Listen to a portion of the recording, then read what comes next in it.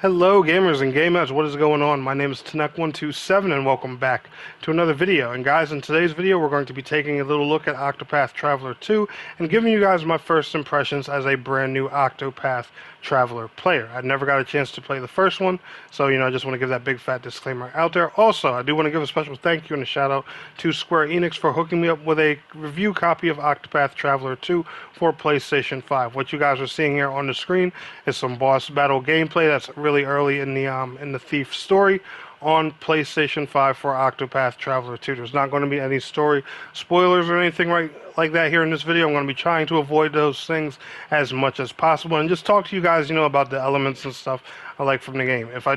When I go ahead and decide to go and do like a little review on the game and stuff like that, then we'll talk more about, story elements, spoilers and things. But right now it's just, how I'm feeling about this game. Also, I do want to say, do excuse my audio. I'm not in my normal recording setup, so if it does sound a little scratchy or funky, do forgive me, guys, for that. But anyway, let's go ahead and talk about Octopath Traveler 2.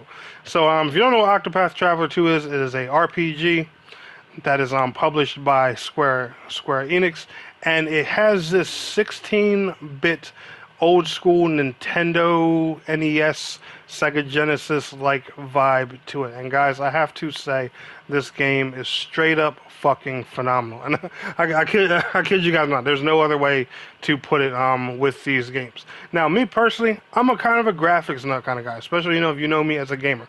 And it's not that, I think games need to have the latest and greatest graphics to be good or anything like that. It's just that, I just like seeing the technological advancements. I think it's cool, seeing when the new generation consoles come out, seeing them put out better fidelity, higher frame rates and stuff like that. I think it's cool seeing PCs getting their better graphics cards and, outdoing the consoles all the time, stuff like that. I like looking at a lot of that stuff. I think it's really cool. And there are people out there who go crazy about this. If a game doesn't have the best visuals in the world, if it doesn't look like the world around you today, they don't want to play it. But Octopath Traveler, I can safely say, is one of those games that once again proves that theory wrong, that you don't need the best graphics in the world to have an amazing product. And guys, this here is an amazing product. I mean amazing. Not just, because Square Enix handed me a key or whatever. I literally have no complaints when it comes to this game right now. It has an amazing soundtrack. It has awesome combat for it, for a turn-based RPG, of course, not an action RPG, but as you guys can see here from the battle, there's crazy looking particle effects and stuff like that. Now, granted, you wouldn't see particle effects like these, in the 16-bit days and stuff like that. I think a lot of these things that they do with this game is probably, stuff that's required with some of these newer consoles and PC hardware to do. But, it keeps that 16-bit aesthetic, but it gives, like all the quality of life features and changes and add-ons that we would get from, most modern RPGs today. This game is, really cool. And right now I'm just playing one of several different stories in this game. That's right, guys. I said that there are several different storylines you can play.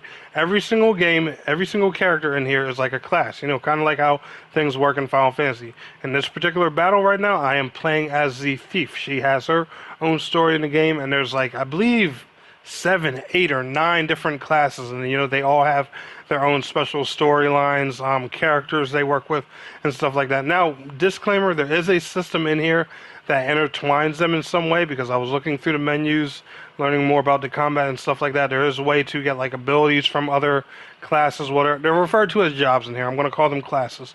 But there's ways to borrow abilities from other classes, get different characters to use other classes and things like that.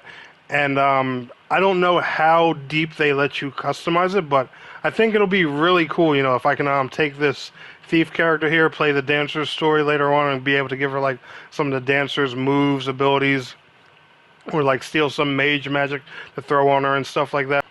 The thought of doing a lot of that stuff really excites me now. Disclaimer, like I said, this is my first impressions. I'm still very early into the game. I don't know how deep that system is going to let me customize, but if it does, what I think it's going to do and let me borrow elements from some of those other classes, I am definitely really excited to see, what this game has to offer once I start playing it later on down the road.